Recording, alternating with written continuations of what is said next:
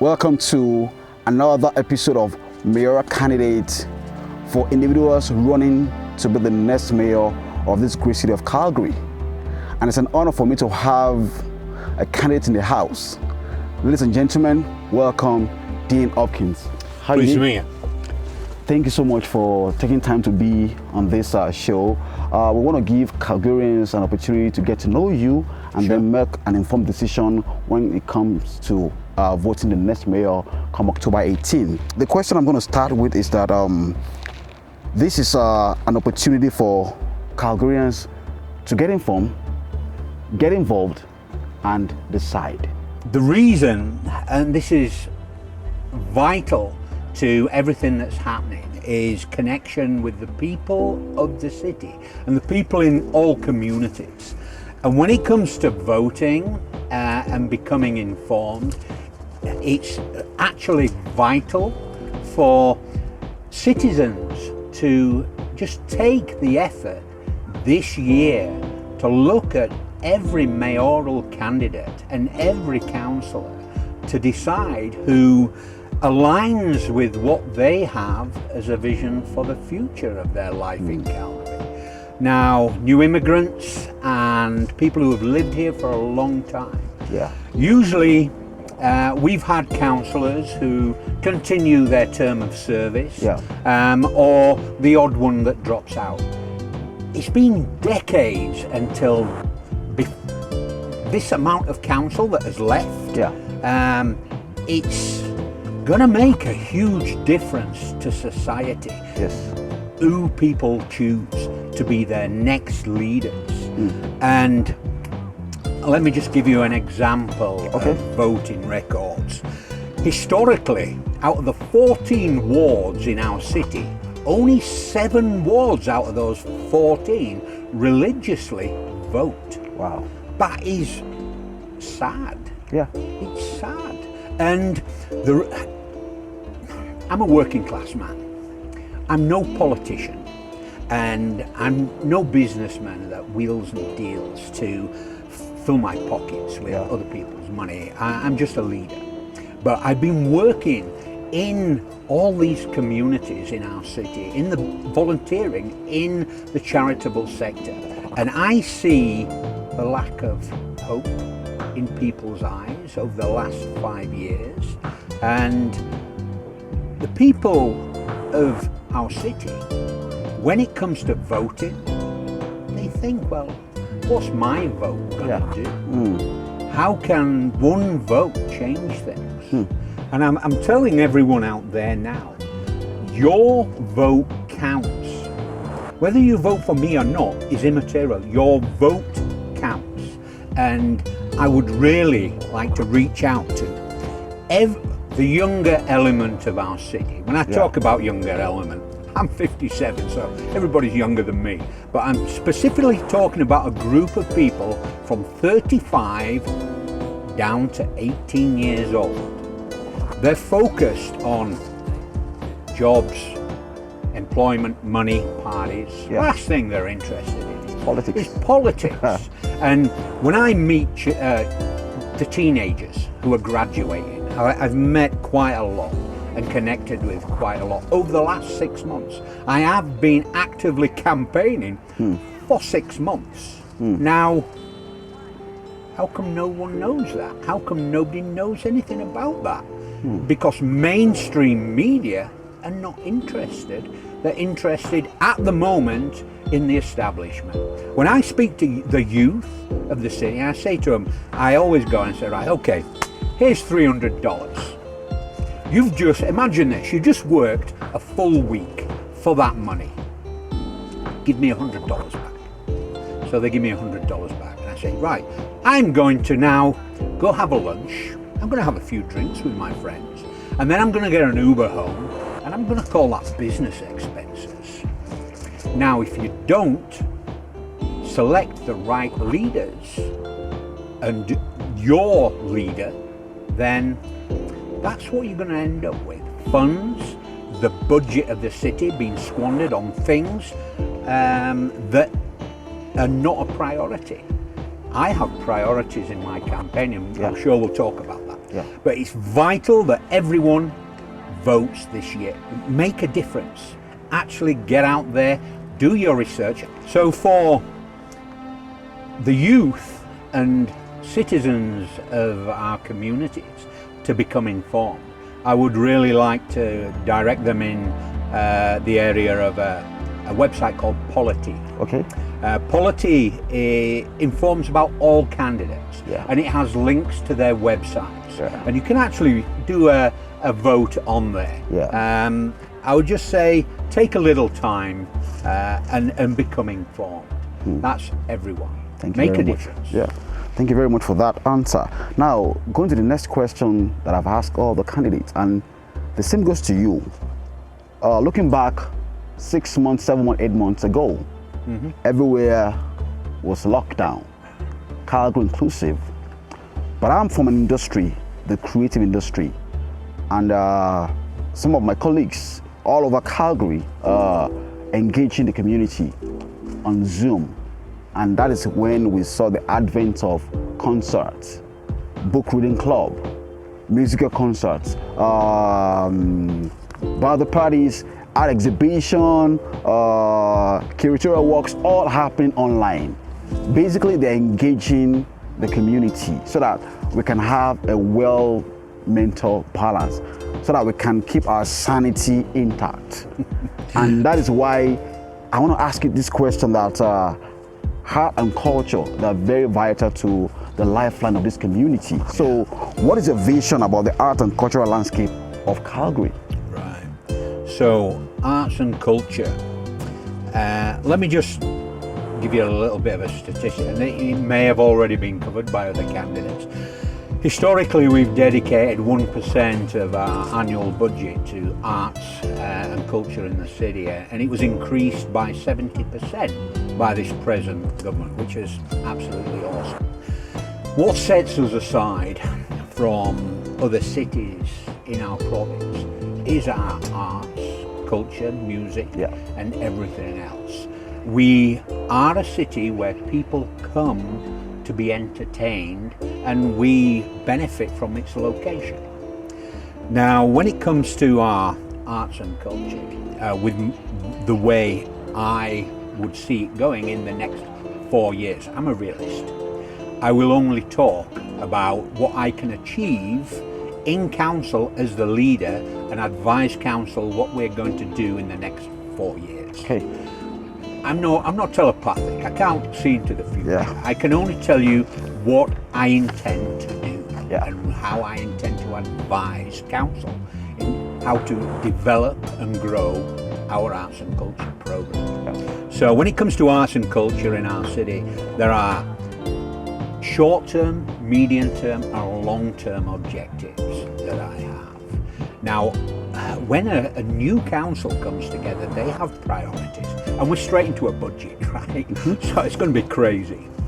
What I'm going to say to council is, because of the pandemic and what's happening, we need to rocket boost our arts and culture in our city. But it's not like, we'll talk about the art around the city, but a lot of people don't realise that communities that have festivals get grants from our art programme fund.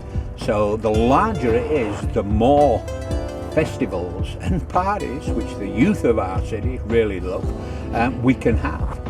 So in the short term, I wouldn't be advising council to reduce any of the present status of finances for our arts and culture program.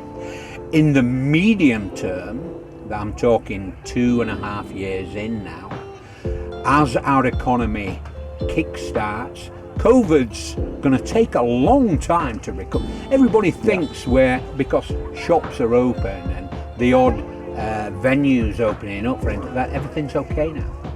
It isn't okay. Not yet.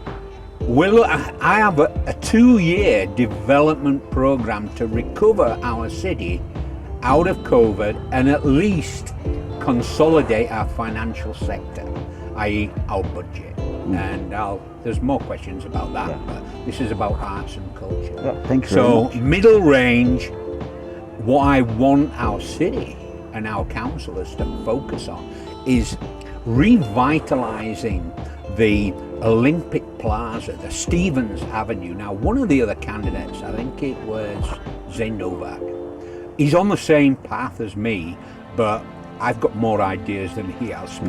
But he's definitely on the same path with reference bringing entertainment. When I was a young boy, my father, I came from a working class family, and we didn't have much money, but we would travel into the big city on a Sunday religiously and go to street markets. There'd be street entertainers, and I used to think it was amazing.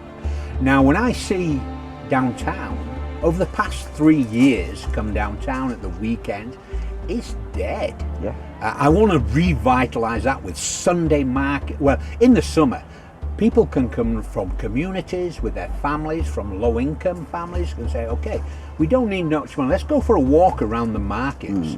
Let's go listen to some entertainment. And when I talk about entertainment and the Olympic Plaza, groups that can come down there and not have to get an entertainment permit and pay to play. Where they can come down on a Saturday afternoon and it's an open mic, open stage. Sunday, all day free, entertainment. Like the food trucks can come down. They know they can park their trucks at this place every Sunday during the markets, and they don't need to pay for a permit. The people will come. I want to see our city come mid to long term have a festival in our city every month. And when I talk about communities and vibrancy and diversity and all the people who live in communities, I want to see a period, a 14-week period, where 14, each weekend, the wards of each community have their own festival and promote the diversity of their organisation. And that they elect their princesses and their queens of their festival period. And then it goes to another ward the next week and another ward, 14 weeks in a row, culminating in a huge parade where they've had, each ward has had their own float to promote the diversity of their community. And they all to come downtown to Olympic Plaza, to Eau Claire, where there'll be festivals, markets, music. This is the long-term vision I have for our city. But it's all about money, right?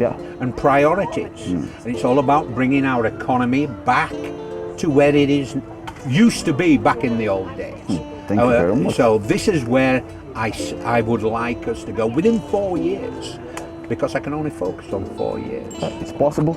So it's possible. Thank you very much for those for the answers. Now, we know that our city is facing a lot of challenging times, and even before the pandemic. So, I want to know your opinion about the current situation and the future. And the question is, identify 3 major issues that the city is facing right now, and how do you intend to solve them if elected? So you're talking about the economy and 3 major issues which will make a difference? Yes. All right, so let me just tell you about something I've already done. Now, there's a group in the city called the Calgary Economic Development Team. And they reached out to all the mayoral candidates.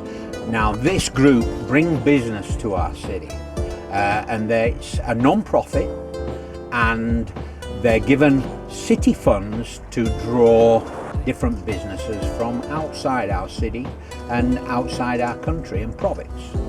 Now, they reached out to me and said, would I like to go in a forum? I said, listen, I want to ask you 2 questions, because I'm not given all the information. I have some information, but not all the information. I said, last year, your budget was increased by $7 million. They used to have $3 million budget from the city. It was so last year you got $10 million during the COVID period to bring business to our city, new companies and various other things. Firstly, I can't find any information where that $10 million went. Can you inform me of your answer? Secondly, should this new council continue to fund the Calgary Economic Development Group with your $10 million, or would you be looking to increase that this year? Could you give me some statistics? That was 3 weeks ago. I'm still waiting for an email from their president. But because it's a non-profit, I'm still trying to find out the information whether a council member needs to be on that board of directors. All I'll say is have a look at who are the directors for that organisation, and one of them's a mayoral candidate. So I'm not going to say who it is. Have a look. But with reference that I am looking into it, the three things, I have 20 topics on my platform, which are all but one are achievable within a 4-year term. And I'll tell you the top three that really concern me, that I really want to, phase one, it needs to happen shortly. Yeah. All of them but one are achievable within a 4-year term. And when the people go to those topics, it will say what has been happening, what should be happening, and how we will change things. Yeah. And when I talk about we, it's the new council, because there is no I in leadership. Yes. And you'll look at all the other candidates, they'll talk about what they're going to do. No, it's what we are going to do. And you do it as a team. Now, none of the other candidates have talked about leadership. I spent 30 years in the military. I lectured to the future of military leaders for many, many years. I know exactly what leadership is all about. Bringing the best of councillors together for the good and benefit of the people of this city. Yeah. And my focus, I'll tell you now, is the people of our city. We are historically, for the last 130 years, have elected businessmen and politicians as our mayors. And we've got this wonderful city now. Yeah. Our people have been left behind for too many years. I see it in all communities. I have fought for the freedom and rights of people all over the world, for many nations. 30 years is a long time. Yeah, it's a long time. Right? So I have more, I can sit here, smile and say, I have more life and leadership experience than all the candidates combined. And that is all I'm bringing to council. Nothing more, nothing less. True quality leadership. Now, the three things. First of all is our finances. So the budget system we've run in our city for many, many years is outdated. And what I mean by outdated is every year we sit down at budget, and for the last 10 years I've been in the council seat. I've been at the back of the room listening to what's going on. And the people who are listening to this, just go to my website, you'll see exactly why I'm doing this. I've just been the maintenance guy, sat at the back of the room during debates, listening to the leaders, not what they say, how they say it. And I've done that for a long time. And then there was a catalyst that pulled the grenade pin on why I'm doing, and the people listening to this will find that story out. But the budget is the main thing. At the moment, we have a budget where a department comes, whatever city department, say, oh, we need this. So they all give their presentations at council. Then council debate and see where they're going to take the money from. And then they give them the budget, wind them up, let them go for a year until the next year. I want to advise council that we should now change that system to an on-demand budget. And an on-demand budget is basically, you do the budget, they come in, They tell you what you want. You said, right, okay, there's your budget. 3 months later, they put together a presentation package. Each department takes 2 weeks to compile. I'll tell you how I know all this information. It takes 2 weeks to compile. They come back, they give their presentation, say, okay, we're doing really good on this budget, we're on target, and we've got this extra or this under. What that now gives council is the ability to say, something tragic has happened in our city, we now need to focus on that department. We're going to take that from your budget, that surplus, and we're going to compile those 3, and we're going to give it to this department. Transit, whatever department it is, police, because there's terrorists, whichever department's required. So when it comes to the 3rd phase, because they do this every 4 months, not 3 months. When it comes to the second 4 months, they give their presentation. If at that time departments have a surplus, it is all gathered in by the council. Because we have a mentality. I'm from the building and construction centre, mecca of the city, right? I've been around the block a bit when it comes to construction. And the terminology, use it or lose it, it just hits the nail on the head. Because if we don't use our budget this year, we might not get it next year. This new budget system takes that away. All the surplus is gathered in. And then when it comes to that final budget, the surplus is used to reduce the residential tax of our city. That's just one. The other one, the primary function of any government is the protection of life and property. Primary, everything else comes second, and I'm sorry to say it's a very close second, but protection of life and property. And our police and fire department for many, many years now have been underfunded, specifically the last 5 years. And I've done private surveys on our fire department in 2019 and handed in a document to this council, this present council, and they did not take any of the advice I gave. 6 months it took me to do my independent study, and they were putting the lives of our citizens at risk. It's not gone away, it's got worse.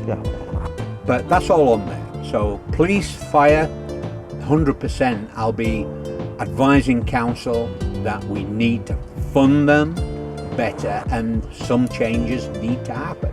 But those changes will be done in collaboration with the police chief. I have a document there called CPSO. It's PCSO, Police Community Support Officers. And this is a brand new initiative. It's been in Europe for 3 decades. It works. And when I was working in other countries and having time to speak to PCSOs, police constable, their focus is community policing. That's boots on the ground. When have we ever seen community police officers walking the streets and connecting with the citizens of our communities and being able to interact with people in care homes, in businesses, and actually know the people in those neighborhoods? This is a new initiative, and it'll be initially funded by the provincial government and federal government, because should the pilot scheme work in our city, it can work in every city. So over a 3-year term, I want that to take. Just going back to the budget, to transfer to an on-demand budget, it's going to take 3 years. It's going to take 3 years. And why do I know all about this? Because Edmonton run this system. They've been doing it for over 6 years now. It took them 3 years to transition to this system. Financially, Edmonton are ahead of Calgary when it comes to economic crisis and moving their funds around. I want us to streamline. Every city is different, so it's going to have its teasers there. And another topic that I'd like to do is, it's called Children, Why Should They Pay to Play? When I was a young boy, we'd go to school, and if we wanted to play sports, hockey, soccer, rugby, it never costs us anything. We just do Yeah. it. And Pay to Play is an initiative that this council can bring together, like the arts program has, Yeah. a percentage dedicated. I'd like to see 2% of our annual budget allocated to Sports Calgary to facilitate schools, public schools, not public, public schools, Yeah. where children who are from low-income families are always under pressure to find funding for their children to play sports. Now, I just want to give something back to the taxpayers so they can, the people who are find pressures to get funds for their children to play sports in schools. It's wrong. Yeah. So it'll put some money back in the pockets of people who can afford it, and it'll just give, and it's not all sports.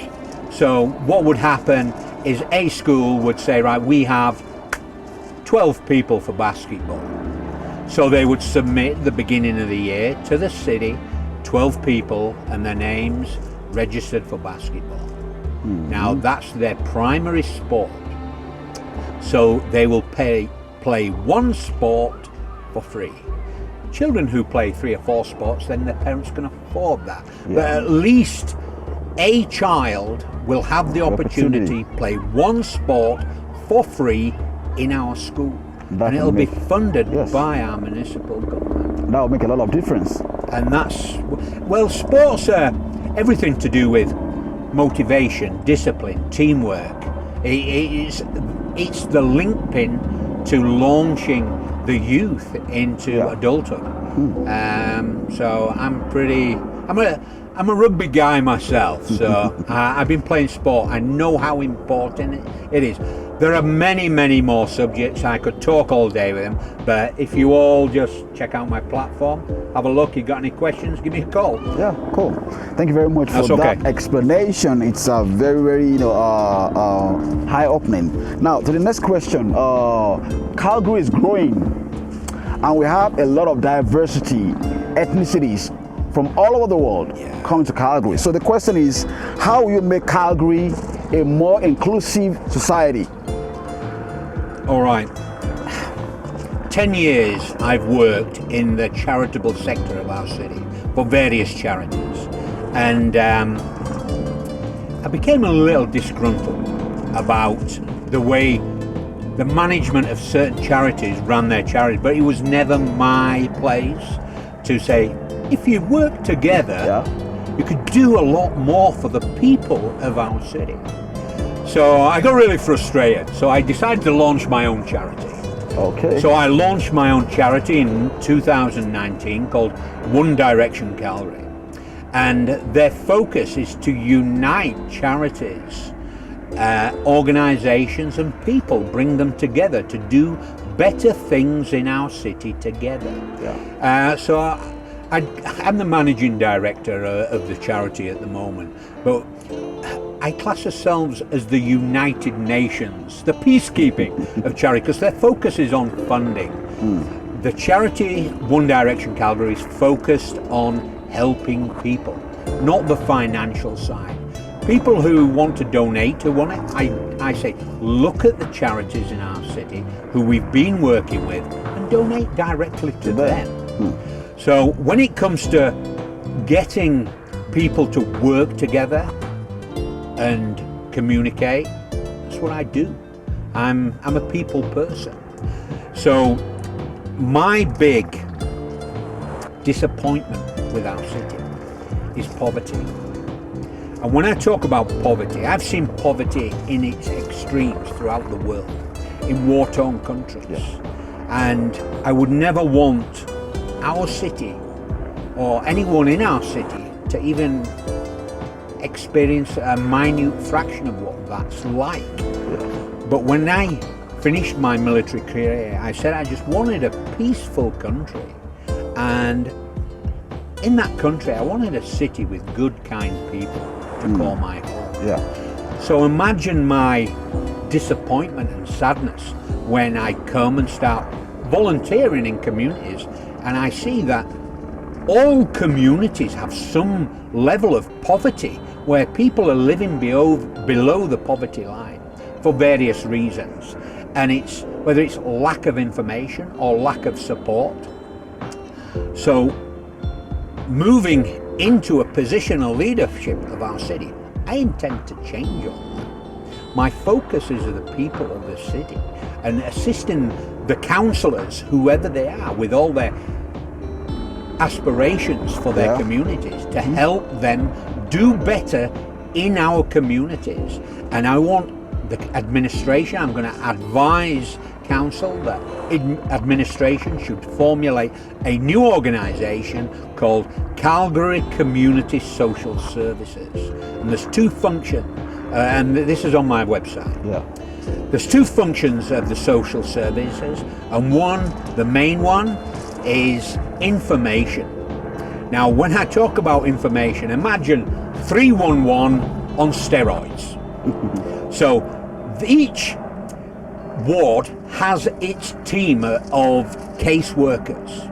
Now, these work with all charities in our city and unite the charities to do better in our city as information. So the Calgary Community Social Services Department is the centre of the hub, and then the wings that spread out are the community, the charities within the communities that have been doing the job of our city management for far too many years with lack of funding. Now, with it being a city-focused organisation, it has dedicated funding. And I'm looking at $14 million, $1 million for each ward to start this program. But it can only happen if council agree with this. And it's got to be developed by administration. I don't have all the answers. I never do. I'm just the guy who says yes, no, and here's an idea, and bring concepts together. But having this hub of caseworkers that can actually go to a person's house, let's say down in the southeast, there's a family, a new immigrant family to the city, there's language barriers. So their local community association gets in touch with the Calgary Community Social Services of ward, whatever. Say, we got this new family, blah, blah, blah. So then they say, right, we'll go visit them. They take an interpreter. They go down, they sit down and said, how can we help you? And it's this personal connection with someone and not someone over a phone. And there's just lack of assistance and help. And just by that connection can help that family raise themselves out of poverty. They're not going to help them do this. As a result, they've got to make the effort to get themselves up onto that next ladder. And this organisation will help them do that. And the other part of the social services is a job centre. Now, when I talk about a job centre, we have headhunters in the city who find people jobs and things.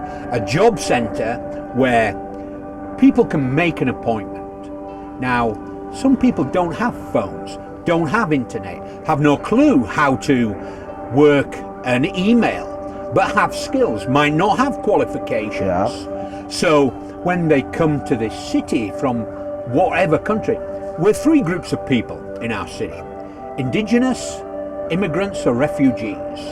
But what binds us all together is we're Calgarians and we're Canadians. We're in this together. And if we don't do things to help each other, things will go down the hill. And it's been going down the hill for far too long. I am going to change this. And that's what I'm going to do. Thank you for that answer. The next question is about downtown Calgary.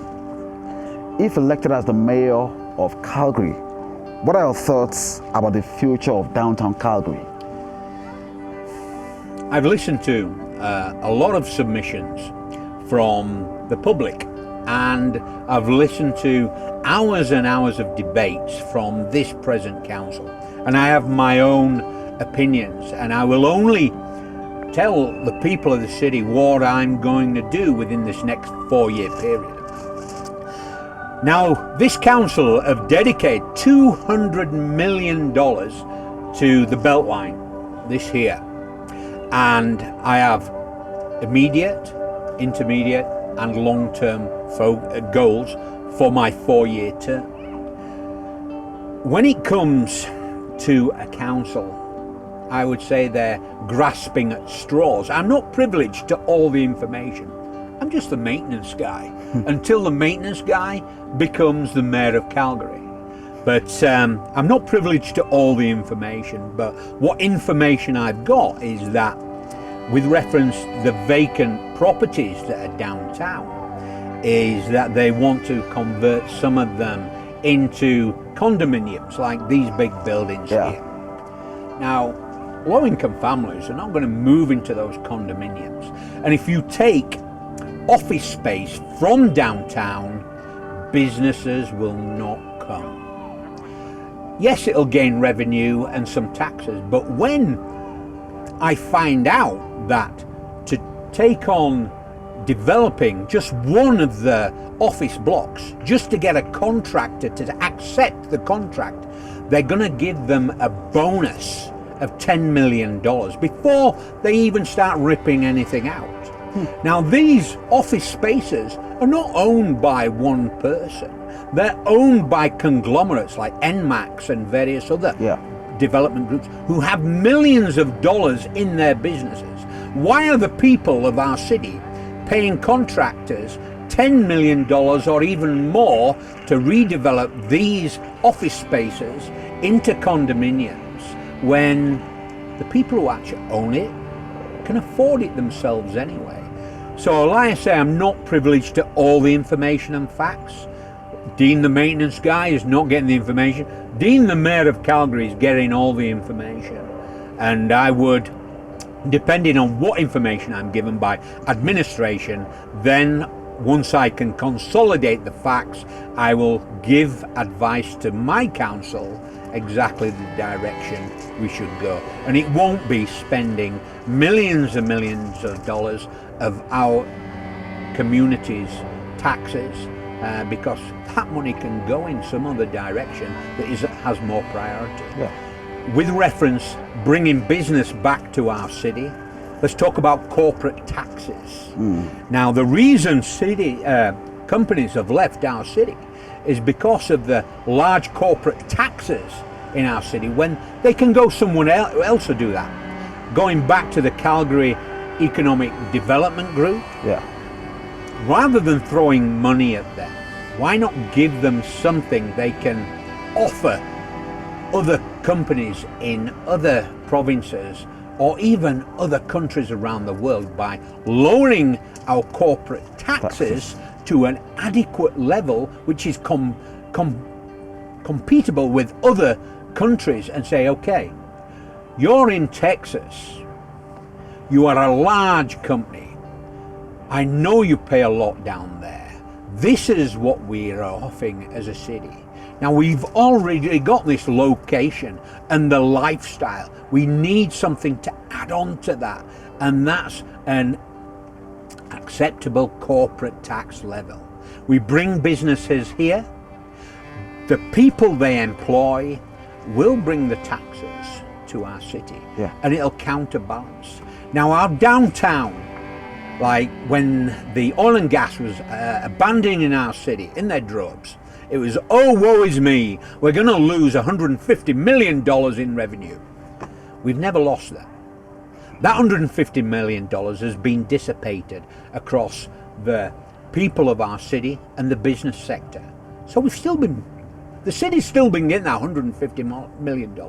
This council did not say, oh, we can't afford this anymore.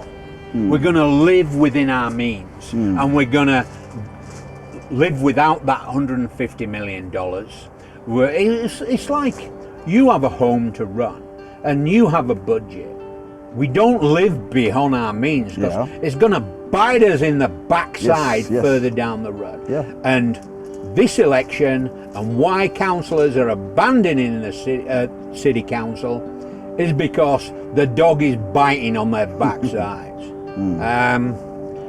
We need to consolidate our funds, look at our priorities and move forward.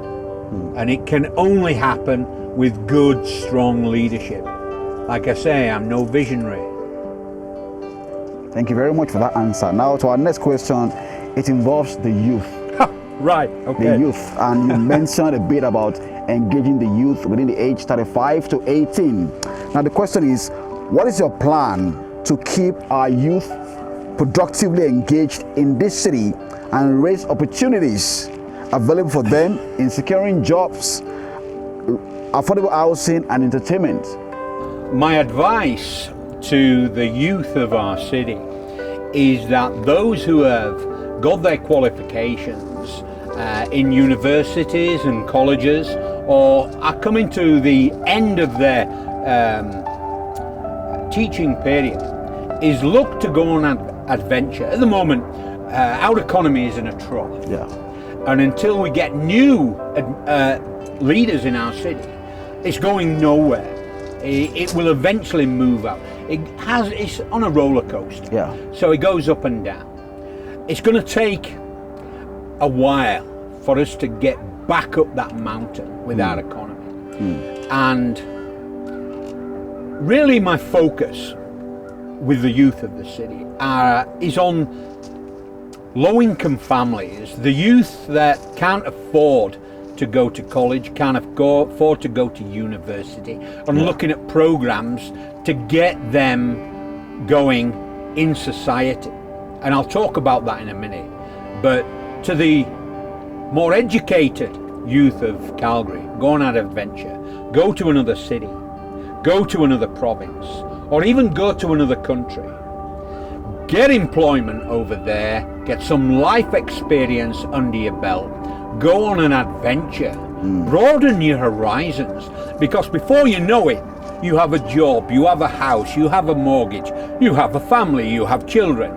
And before you know it, you're 45 pushing 50 and you've been on no adventure.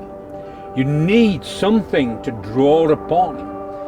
So when you do get that employment, you have the memories of those adventures, the memories and life experience, and bring that back to Calgary. I came to Calgary and Canada for a reason. I've worked all over the world, in many countries. I know exactly what is out there. I chose Canada and Calgary for a reason. And when you're away and you've been away, look to Calgary, because our economy and the opportunity that will be there for you to come back. Come back to Calgary, come back to your home. That's what I would say to the youth who are finding it hard to cope with. Going back to the families and youth who can't afford to get education, again I'm looking to look at an employment grant system where the youth who cannot afford for a course in plumbing, construction, we're a big city and we're growing. This council has approved 30 communities plus to be developed over the next period, definitely over the next 4-year period of the next leadership. I know for a fact there are development companies in our city that have plant, i.e. diggers, left with no operators in our city. Absolutely loads of them. If we can provide a city education grant where the youth can apply for a grant to attend a course to be a qualified crane operator or excavator operator, then when they get employment, they pay a percentage of that grant back to the city. It just gives them that first leg up. and they can know that they've left school at 18 years old. They can't afford to go to state, they can't afford to go to university, but they got aspirations to get into the construction business of our city. Then they know they can go to our city and our leadership will look after them and offer them a grant to go on their course, to get that first job, and once they start getting their pay, they can pay it back to the city. So I want to look to our councillors to identify the level of unemployment in their wards, and then depending on the wards, again, the Calgary Community Social Services, which is the information hub of the city, will bring all this together and advise the youth.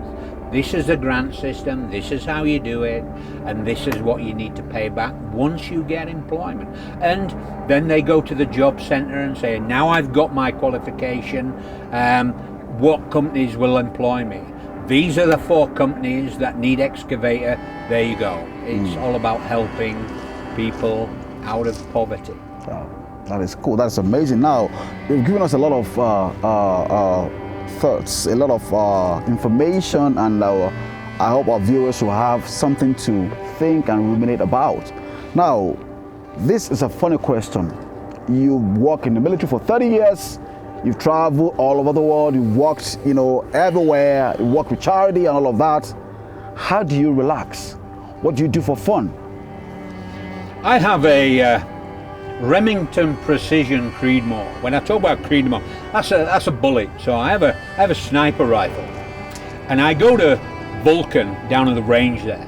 This weapon shoots accurately out to 1,500 meters. Wow. So I take 500 rounds down to the range, spend all day down there, and pump ammunition down the range. It's very relaxing. It's therapy. It's very calming, believe it or not. And I totally support all responsible gun owners in our city. I know what it takes to obtain a license to have a weapon and be a responsible gun owner. So them out there, or whoever's watching this, if you're a gun owner, I'm on your side.